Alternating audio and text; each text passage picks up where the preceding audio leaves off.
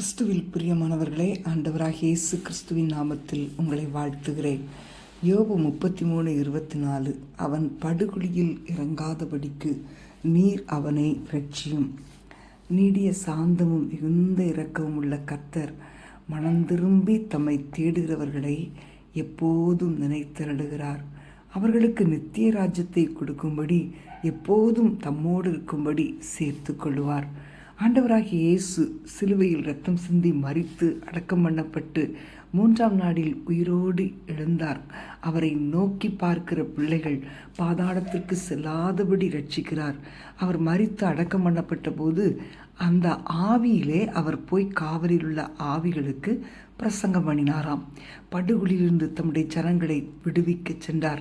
நித்திய அழிவுக்கென்று நியமிக்கப்பட்டிருக்கிற நம் ஒவ்வொருவருக்காகவும் கிருபையுள்ள தேவன் இதை செய்தார். மனம் திரும்புகிற ஆத்துமா கர்த்தரை நோக்கி ஜெபிக்கும்போது கர்த்தர் அவனை மன்னிக்கிறார். அவன் மனம் திரும்புகிறதை கண்டதும் ரட்சிப்பின் சந்தோஷத்தையும் சமாதானத்தையும் அவனுக்கு கொடுக்கிறார். அன்பான தேவனுடைய பிள்ளைகளே, உங்கள் வாழ்க்கையில் உங்கள் ஆத்துமா கர்த்தரால் மீட்கப்படுவது அவசியம். உலகின் ஒளியாகிய தேவனை நீங்கள் பெற்றிருக்கிறீர்கள். உங்களுக்குள் அந்த ஒளி இருப்பதால் மற்றவர்களும் அந்த ஒளிக்கு நேராக வரும்படி உங்கள் வெளிச்சம் அவர்களுக்கு முன்பாக பிரகாசிக்க கடவது. அதற்காகத்தான் உங்கள் வாழ்க்கையை முழுவதும் அவருக்கு அர்ப்பணிக்க வேண்டும் என்று இன்றைக்கு கர்த்தர் உங்களிடத்தில் எதிர்பார்க்கிறார்.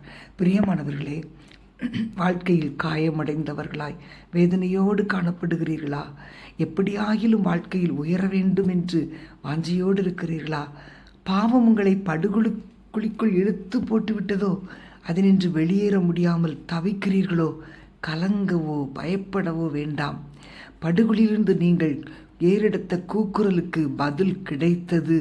சாத்தானுடைய சகல சிறையிருப்பையும் தகர்த்து உங்கள் வாழ்க்கையில் ஒரு விடியலை கொண்டு வர வேண்டும் என்று கர்த்தர் விரும்புகிறார். நாம் ஜெபிப்போமா? அன்பின் ஆண்டவரே, உம்மை துதிக்கிறோம் அப்பா. சாத்தான் பல விதங்களில் உடைய பிள்ளைகளை எப்படியாவது உடைய சமூகத்தை விட்டு படுகொலிக்குள் தள்ளிவிட வேண்டும் என்று ஆண்டவரே அவன் செயல்பட்டு கொண்டிருக்கிற அந்த நாட்களில் நீர் அந்த சிறையிருப்பை நீர் தகர்த்து போடுவீராக. ஆண்டவரே, நீர் ஒளியாக ஒவ்வொருவருக்குள்ளும் இருப்பதால் உளையான சேற்றிலே விழுந்து கிடக்கிற உடைய பிள்ளைகளை தூக்கி எடுத்து ஜீவனை தருவீராக. ஆண்டவரே, வேதனையோடு ஆண்டவரே இருக்கிற ஒவ்வொருவருடைய வேதனைகளையும் மாற்றுவதற்காக ஆண்டவரே நீர் இந்த நேரத்தில் உடைய பிள்ளைகளோடு கூட அருகில் வந்து உதவி செய்து மீட்டு கொள்ளுங்கப்பா. உடைய கரத்தில் ஒப்பு கொடுக்கிறேன். இயேசுவின் நாமத்தில் பிதாவே, ஆமேன், ஆமேன்.